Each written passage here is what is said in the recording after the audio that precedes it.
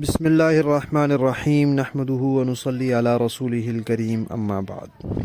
پیارے پیارے بچوں، ننھے مننے پھولو، اللہ تعالیٰ آپ سب کو ہمیشہ خوش رکھیں۔ الاحسان اکیڈمی والے چچا کی طرف سے السلام علیکم ورحمۃ اللہ وبرکاتہ۔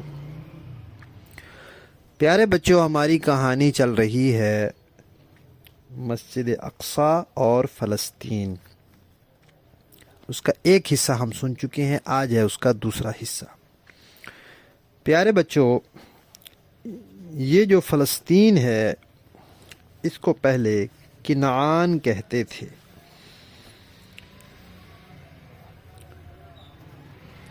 ابراہیم علیہ السلام ہجرت کر کے یہاں آئے، ان کے دو بیٹوں کا قرآن پاک میں تذکرہ آتا ہے، ایک حضرت اسماعیل اور دوسرے حضرت اسحاق۔ اللہ تعالیٰ نے ابراہیم علیہ السلام کو حکم دیا کہ آپ اپنے بیٹے اسماعیل کو مکہ مکرمہ پہنچا آئیں، ان کی والدہ سمیت، چھوٹے سے تھے بالکل، تو وہ پہنچا آئے۔ تو ایک بیٹا اور ایک بیوی وہاں مکہ مکرمہ چلے گئے، اور دوسری بیوی جو تھی ابراہیم علیہ السلام کی وہ وہیں فلسطین میں رہیں، اور دوسرا بیٹا بھی اللہ تعالیٰ نے وہیں ان کو دیا جن کا نام تھا اسحاق۔ پھر اللہ تعالیٰ نے ابراہیم علیہ السلام سے کہا کہ آپ مکہ مکرمہ میں ہمارا ایک گھر بنائیں اسماعیل کو ساتھ لے کر۔ تو انہوں نے حضرت اسماعیل کو ساتھ لیا اور بیت اللہ شریف کی بنیادیں نئے سرے سے بنائیں، جہاں پہلے آدم علیہ السلام نے بنائی تھیں۔ پھر وہ جب نوح علیہ السلام کے زمانے میں پانی کا طوفان آیا تھا تو اللہ تعالیٰ نے فرشتوں کو بھیج کے وہ دیواریں زمین سے اٹھوا لی تھیں، وہ فرشتے اٹھا کے آسمانوں پہ لے گئے تھے۔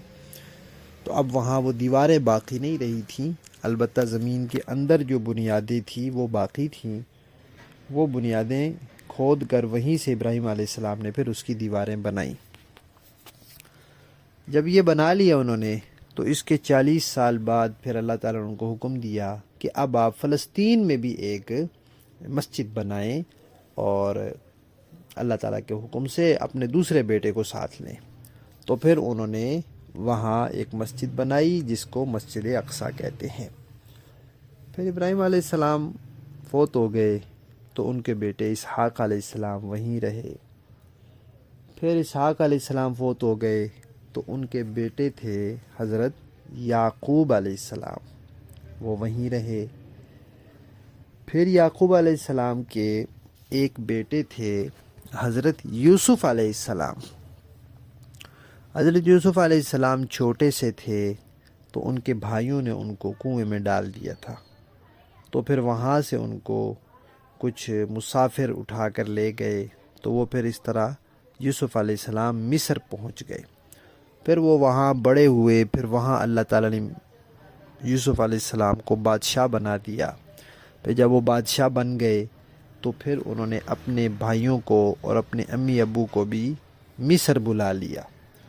تو پھر ابراہیم علیہ السلام کے جو پوتے تھے حضرت یعقوب علیہ السلام، جو وہاں فلسطین میں تھے، وہ پھر وہاں سے مصر چلے گئے، اور پھر اس کے بعد وہ لوگ وہ تو فوت ہو گئے، پھر آگے ان کی اولادیں وہاں رہیں، تو وہ کوئی 400 سال کے قریب وہاں مصر میں رہے۔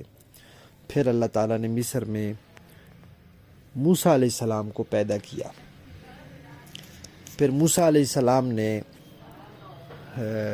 اللہ تعالیٰ نے موسیٰ علیہ السلام کو حکم دیا کہ اب آپ ان کو، اپنے برادری والوں کو، اپنی قوم والوں کو، بنی اسرائیل کو یہاں سے لے کر روانہ ہو جائیں۔ تو وہ وہاں سے لے کر روانہ ہو گئے۔ فرعون اور اس کے لوگ ڈوب گئے، موسیٰ علیہ السلام اور ان کے ماننے والے بچ گئے۔ تو پھر ان کو، موسیٰ علیہ السلام کو اللہ تعالیٰ نے کہا کہ اب آپ ان لوگوں کو، اپنے لوگوں کو ساتھ لے کر جہاد کریں۔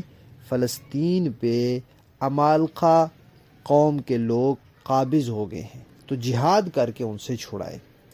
تو پیارے بچوں، اس وقت جب عمالقہ کے لوگوں نے فلسطین پہ قبضہ کیا ہوا تھا، تو اللہ تعالیٰ نے موسیٰ علیہ السلام کو فرمایا تھا کہ آپ کے لوگ جہاد کریں گے تو پھر یہاں ان کو فتح ملے گی، فتح ہم دیں گے، یہ جہاد کریں گے، پکی بات ہے کہ یہی کامیاب ہوں گے، ہم نے وعدہ کر لیا۔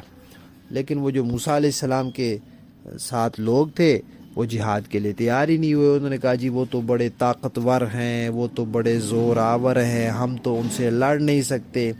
جیسے آج مسلمان سمجھتے ہیں نا، امریکہ بڑا طاقتور ہے، برطانیہ بڑا طاقتور ہے، اسرائیل کے پاس تو بہت اسلحہ ہے، ہم تو ان سے لڑ ہی نہیں سکتے۔ تو کمزور مسلمان، کمزور عقیدے کے جو کچے کچے مسلمان ہوتے ہیں نا، وہ ایسے سمجھتے ہیں۔ جو پکے مسلمان ہوتے ہیں وہ کہتے ہیں امریکہ جتنا مرضی بڑا ہے، اللہ تعالیٰ اس سے بھی بڑے ہیں، تو پھر وہ لڑائی شروع کر دیتے ہیں۔ تو اس وقت انہوں نے جہاد کرنے سے انکار کر دیا، تو اللہ تعالیٰ نے بھی کہا کہ ان کو ہم فلسطین میں نہیں آنے دیں گے، ان کو بیت المقدس ہم نہیں دیں گے۔ تو وہ پھر وہیں مصر میں ایک میدان ہے، اللہ تعالیٰ نے کہا یہ اس میدان میں بند ہو جائیں گے۔ وہ اس میدان میں رہے 40 سال تک، وہ اس میدان میں ہی رہے، وہ وہاں سے باہر نکل ہی نہیں سکتے تھے۔ پھر کیا ہوا؟ پھر انشاءاللہ ہم کہانی کے اگلے حصے میں سنیں گے۔